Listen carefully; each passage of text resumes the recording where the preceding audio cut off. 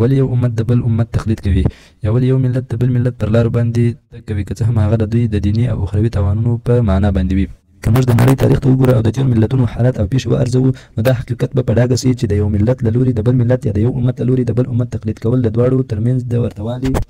او اړیکو پایله وي. تقلید کوونکی ملت خپل هویت او خپلواکي له لاسه ورکوي او خپل ځانګړی حیثیت یې ختمیږي. الله تعالی په خپلو مخلوقاتو کې دا لاره رایجه کړې ده چې کوم ملت مغلوب او کمزوری کیږي، هغه بیا زورور، برلاسي او فاتح ملت ته د خوښۍ په نظر ګوري، د هغوی تقلید کوي او د هغوی اخلاق، چالو چلند او د ژوند کولو طریقه تر دې اندازې خپلوي چې یو وخت پرې داسې راشي چې کمزوری ملت د زورور ملت په عقیدو، نظرونو، کلتور، تمدن، علمونو او فنونو کې هم مړوند تقلید پیلوي. او په دې ډول تقلید کوونکی ملت خپل ترکیبي برخې او خپل تمدن له لاسه ورکوي او د نورو ملتونو د لاس لاندې ژوند تیروي. کله چې مغلوب ملت حالات په سم ډول درک نه کړي او د خپلو شخصي هڅو او جهادي فعالیتونو په مرسته له ړوند تقلید څخه ځان ونه ژغوري، نو له شک پرته د زوال او له منځه تللو ښکار کیږي.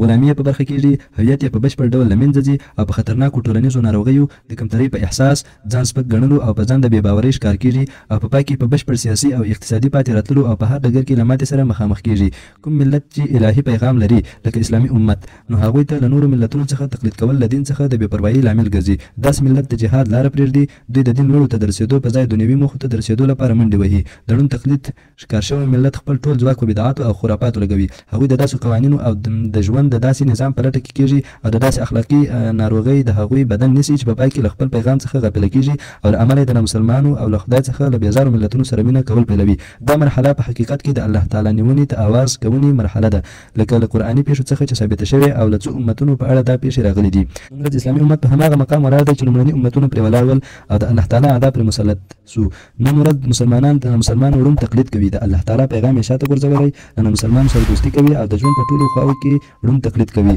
د وضعي قوانینو پیروي، زنا، سود او د فسق او فجورو د روا ګڼلو په څېر په هلاکېدونکو ناروغیو اخته شوي او له دې ټولو خرابیو سره سره په الله تعالی د خپل اسلام احسان هم کوي.